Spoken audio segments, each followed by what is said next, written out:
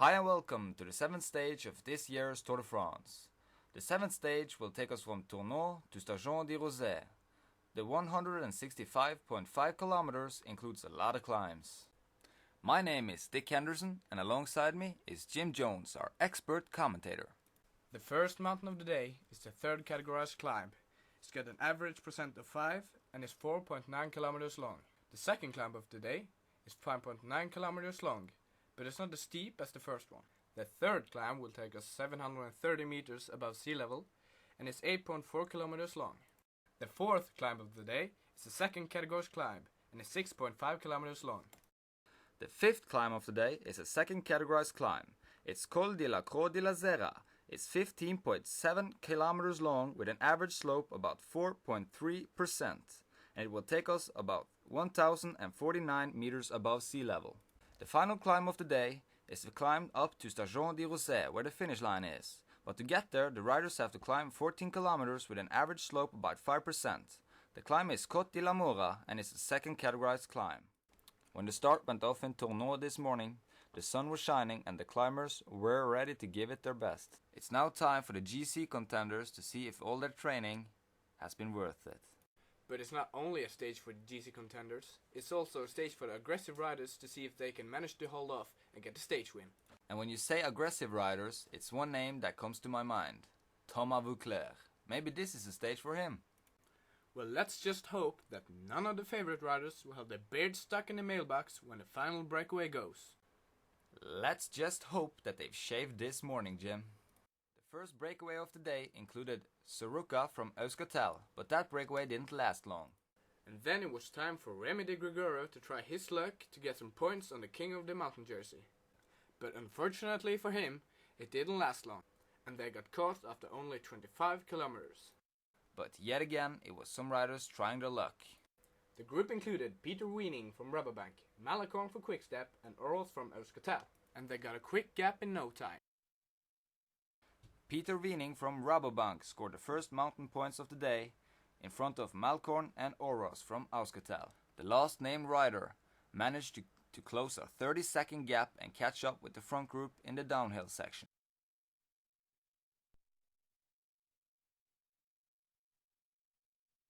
On the second mountain, Oros took the first points in front of Peter Weening and Malakorn. Here we can see the breakaway riders on the second half of the climb, and back in the peloton, things started to happen. Andy Schleck from Saxo Bank and Thomas Löfqvist from Team Sky Professional Cycling started to attack. Andy Schleck was trying to close the gap up to the leading group, and Thomas Löfqvist was a policeman just sitting on his wheel, taking control. After the descent, Andy Schleck caught up with the front group and then went right on the counter-attack. After Löfqvist got dropped by Andy Schleck, Bradley Wiggins went right on the attack in the front of the peloton. But Astana reacted and wheeled him in after just 5 kilometers in front of the peloton. And we're now ending our recap footage and tuning in live on the 7th stage of this year's tour, where Andy Schleck is still holding on. Yes, indeed, and the peloton is right behind him and are really trying to catch this lonely Luxembourg rider who really wants his first victory on the first real mountain stage of this year's tour. And now, just before the action, we will have a viewer question. And the question is from Nils Erik.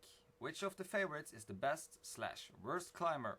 When do you think the tour is settled? And Jim, I will leave that question up to you. Well, I'll make it short. Worst climber, Wiggins. Best climber, Contador. Hold on, Jim. Here we can see Valverde attacking from the front of the peloton, and it's Lance Armstrong trying to go on the counter. And I think that was Ivan Basso. Yes, Ivan Basso is trying to close the gap. And will this attack be decisive? Here we can see Valverde sitting down on his bike. Basso is trying to go straight away, but no, he got no more power, and Lance Armstrong is up with those two riders. And it looks like Menchov is closing the gap now with Carlos Sastre on his wheel, but the peloton is not far behind. And look at this, it's the young Frenchman Christophe Lemevelle going from the front of the peloton, and Dennis Menchov is quickly closing that gap. And not far behind, it's Rein Taramay, Bradley Wiggins, Lance Armstrong, Carlos Sastre, Alejandro Valverde, and Ivan Basso trying to close this gap. But Ivan Basso does not want to get caught, and he is launching a powerful attack. And here we can see some pictures of Astana just picking up all of the other favorites, except Ivan Basso, who is up front. But not only Ivan Basso, there's still Lance Armstrong and Dennis Medvedev, and there's also Carlos Fastro still in front. And it looks like, yeah, there we got them. They are caught, except Ivan Basso, who is still a little bit up there in the field, and Andy Schleck, who still holds fair ground to the peloton. Yes, he's doing an amazing job, but I'm afraid Radio Shack and Astana will wheel him in. And we can now see up front that Andy Schleck is caught by Ivan Basso, Rein Taramay, and Alejandro Valverde. And as soon as that, the peloton caught up with them as well, and it's 10 kilometers left to the finish line. It's fair game now. Who of the favorites will launch the first attack?